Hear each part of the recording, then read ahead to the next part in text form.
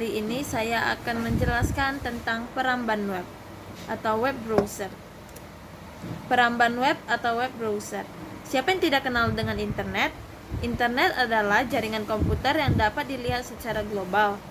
Internet merupakan kumpulan komputer yang saling terhubung, melakukan komunikasi, dan menyimpan serta menghasilkan berbagai jenis informasi. Kamu dapat mengakses internet kapan saja dan di mana saja asalkan terhubung dengan jaringan internet tersebut. Untuk menjelajahi internet diperlukan perangkat lunak peramban web atau web browser. Situs-situs di internet dapat kamu kunjungi dengan mengetikkan alamat URL-nya di peramban web. Bisa dikatakan bahwa perangkat lunak peramban web digunakan untuk mengakses semua jenis informasi yang tersimpan pada jaringan internet. Pengertian peramban web. Peramban web adalah perangkat lunak yang berfungsi untuk menerima dan menyajikan sumber informasi dari internet. Sebuah sumber informasi diidentifikasi dengan pengidentifikasi sumber seragam yang dapat berupa halaman web, gambar, video, atau jenis konten lainnya. Meskipun penjelajah web terutama ditunjukkan untuk mengakses internet, sebuah penjelajah juga dapat digunakan untuk mengakses informasi yang disediakan oleh server web dalam jaringan pribadi atau berkas pada sistem berkas. Contoh-contoh peramban web yang sering digunakan beserta kelebihan dan kekurangannya. Yang pertama ada Microsoft Edge. Adalah peramban web buatan Microsoft yang telah terintegrasi langsung dalam sistem operasi Windows 10. Peramban web ini adalah pengganti dari Internet Explorer yang ada pada sistem operasi Windows versi sebelumnya. Kelebihannya, yang pertama lebih ringan, kedua integrasi dengan produk Microsoft, 3 tampilan lebih menarik, 4 fungsionalitas lebih baik, 5 dukungan untuk developer.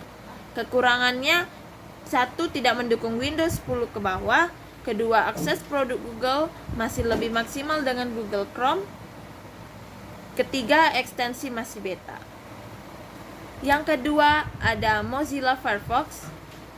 Mozilla Firefox adalah peramban web turunan dari Netscape Navigator dengan desain yang simpel dan keamanan yang baik. Kelebihannya yang pertama, tingkat popularitas di mata pengguna internet sangat baik. Kedua, perkembangan sangat pesat. Ketiga, keamanan browser lebih ampuh dari browser yang lain. Keempat, memiliki beragam add-on yang banyak terus dikembangkan oleh pemiliknya. Yang kelima, konfigurasi browser yang lebih lengkap dibandingkan dengan Internet Explorer. Yang kelima, ukuran aplikasi yang relatif kecil yaitu sekitar 4,7 MB dibanding IE yang dapat mencapai 8 MB. Dan yang terakhir, penampilan halaman yang lebih ringkas, luas, dan area toolbar lebih ringkas. Kekurangannya, yang pertama, waktu yang lama saat menjalankan program pertama kali. Kedua, adanya kebutuhan terhadap add-on agar dapat berfungsi optimal. Yang ketiga, update Firefox berarti mendownload versi barunya lain dengan IE yang cukup upgrade saja. Keempat, waktu proses halaman situs tertentu lebih lambat diperkirakan karena masalah kompatibilitas atau kesesuaian antara pengkodean halaman situs dengan browser Mozilla Firefox. Dan yang terakhir, Mozilla Firefox tidak terintegrasi dengan Outlook dan Outlook Express. Beberapa fasilitas email tidak berjalan dengan baik, bahkan beberapa formulir online tidak merespon penekanan tombol enter. Yang ketiga ada Google Chrome. Adalah peramban web buatan Google yang terintegrasi dengan akun Google. Kelebihannya yang pertama, desain yang minimalis. Kedua, proses loading tab dilakukan secara terpisah. Ketiga, integrasi dengan layanan Google. Keempat, mempermudah pencarian. Kelima, memiliki banyak ekstensi. Keenam, tersedia banyak tema. 7, dapat diintegrasikan dengan Internet Download Manager. 8, selalu diupdate. 9, tersedia di banyak platform. 10, ada fitur terjemahan halaman web. 10, ada fitur terjemahan halaman web. Kekurangannya yang pertama, Google Chrome boros RAM. Yang kedua, data kita ada di server Google. Yang keempat, ada Opera. Opera adalah peramban web yang memiliki banyak fitur unik, terintegrasi seperti pemblokir iklan atau adblocker, virtual private network atau VPN gratis, berita pribadi atau personal news, dan messenger. Kelebihannya, yang pertama, memiliki opsi untuk menggunakan bahasa Indonesia dengan kosakata yang cukup baik. Kedua, memiliki kecepatan loading dan render cepat dibandingkan dengan browser lain. Ketiga, memiliki fitur keamanan yang lengkap. Keempat, terintegrasi dengan Internet Relay Chat, RSS Reader, server, dan situs BitTorrent.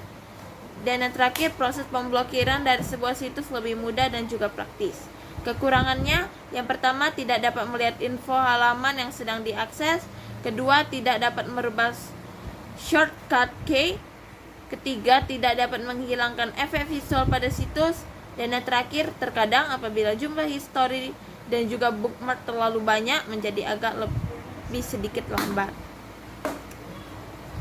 Yang terakhir ada Safari. Safari adalah peramban web yang terintegrasi dengan sistem operasi macOS. Safari memiliki fasilitas Simple Foundation atau RSS feed yang dapat digunakan untuk membaca konten dari sebuah website. Kelebihannya, yang pertama, memiliki fitur Nitro Agent untuk mengolah aplikasi berbasis web lebih cepat. Kedua, memiliki desain UI yang cukup menarik.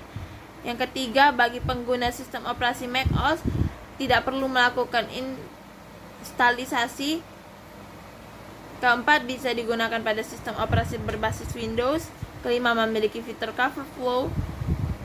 6, mendukung format HTML5, yaitu format terbaru dari sebuah web. Dan yang terakhir, tersedia dalam bentuk mobile, baik untuk sistem operasi iOS maupun Android. Kalau kekurangannya, tidak memiliki fitur restoration. Kedua, terdapat sebuah bug bernama carpet bombing. Dan yang terakhir, tampilan browser bagi user terasa janggal. Fitur-fitur dasar peramban web.